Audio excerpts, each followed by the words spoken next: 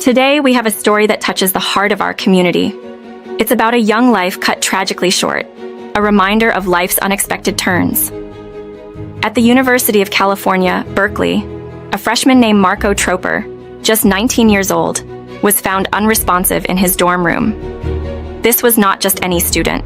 Marco was the son of Susan Wojcicki, the former CEO of YouTube. The local fire department tried hard to save him, but unfortunately, Marco was pronounced dead shortly after. There were no signs of foul play, but the shadow of a drug overdose looms over this tragedy, as suggested by his grandmother. Marco, described as a loving soul and a math genius, had his whole future ahead of him. His family shared their profound grief and the bright, promising life Marco led.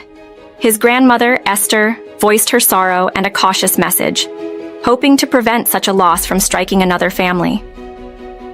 Susan Wojcicki, born July 5, 1968, is an American business executive who was YouTube's Chief Executive Officer, CEO, from 2014 to 2023. Her net worth was estimated at $765 million in 2022. Wojcicki has worked in the technology industry for over 20 years. She became involved in creating Google in 1998, when she rented out her garage as an office to the company's founders.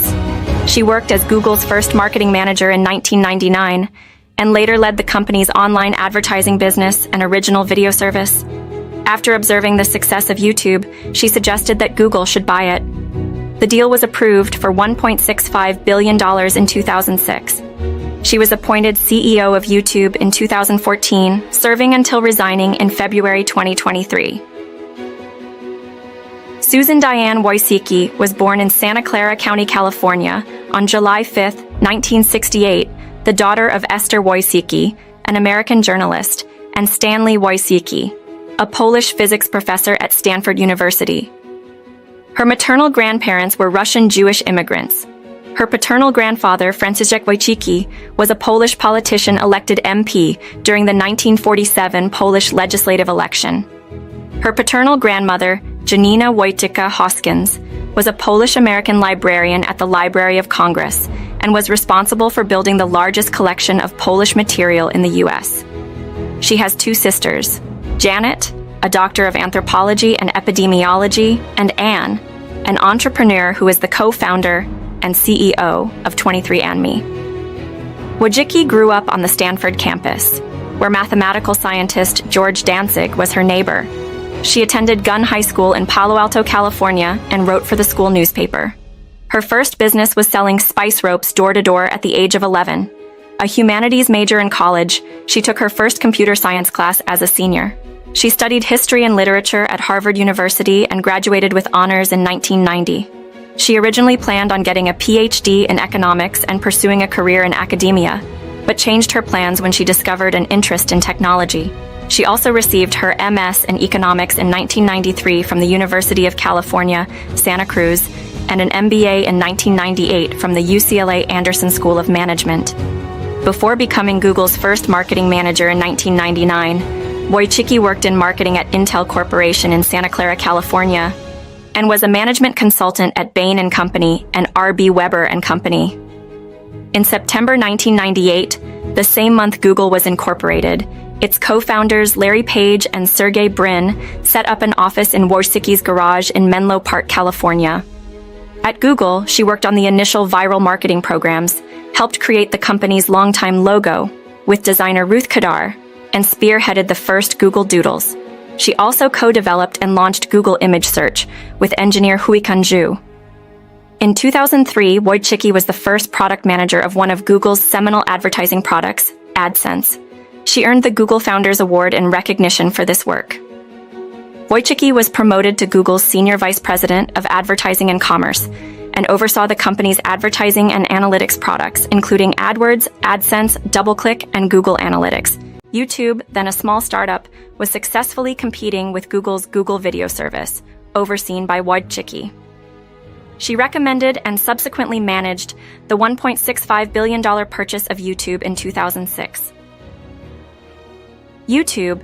In February 2014, Wojcicki became its CEO. She was named the most important person in advertising, as well as one of Time's 100 most influential people in 2015, and described in a later issue of Time as the most powerful woman on the internet. In December 2014, she joined the Salesforce board. She also serves on the board of Room to Read, an organization that focuses on literacy and gender equality in education, and is a board member of UCLA Anderson School of Management. After Wojcicki became the CEO of YouTube, the company reached 2 billion logged-in users a month, and users were watching 1 billion hours a day. By 2021, YouTube had paid more than $30 billion to creators, artists, and media companies. There are localized versions of YouTube in 100 countries worldwide across 80 languages.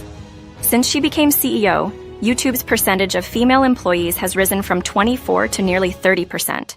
Wojcicki, with Polish Prime Minister Mateusz Morawiecki in Warsaw in November 2018.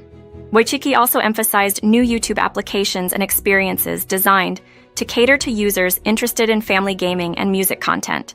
While CEO, the company developed 10 forms of monetization for YouTube creators, including channel memberships, merchandise, brand connect, and paid digital goods like Super Chat. She also launched YouTube's advertisement-free subscription service, YouTube Premium, formerly known as YouTube Red, and its over-the-top OTT internet television service, YouTube TV. In 2020, the company launched YouTube Shorts, its short-form video experience, which surpassed 50 billion daily views in February 2023. In November 2022, YouTube publicized that the company had surpassed 80 million music and premium subscribers, including trailers. The company also reported over 100 billion hours of global gaming content watched on the platform in 2020. Wojcicki tightened YouTube's policy on videos it regards as potentially violating its policies on hate speech and violent extremism. The more stringent policies came after the Times showed that ads sponsored by the British government and several private sector companies had appeared ahead of YouTube videos supporting terrorist groups. Several large advertisers withdrew their ads from YouTube in response. The enforcement policies have been criticized as censorship. YouTube has also faced criticism that the company applies its enforcement policies inconsistently, with larger content creators treated more favorably. During the controversy surrounding Logan Paul's YouTube video about a person who committed suicide, Wojcicki said that Paul did not violate YouTube's three-strike policy and did not meet the criteria for being banned from the platform. Wojcicki has emphasized educational content as a priority for the company, and on July 20, 2018, announced the initiative YouTube Learning, which invests in grants and promotion to support education-focused creator content. On October 22, 2018, Wojcicki wrote that Article 13, written in the European Union Copyright Directive, would make YouTube liable for copyrighted content and threaten content creators' ability to share their work. On February 16, 2023, Wojcicki announced her resignation from YouTube via a company blog post. She said she wanted to focus on family, health, and personal projects, but would be taking on an advisory role across Google and its parent company, Alphabet.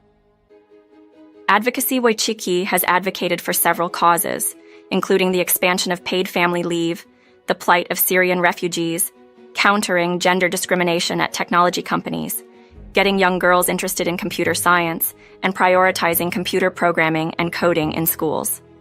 Wojcicki endorsed Hillary Clinton in the 2016 U.S. presidential election.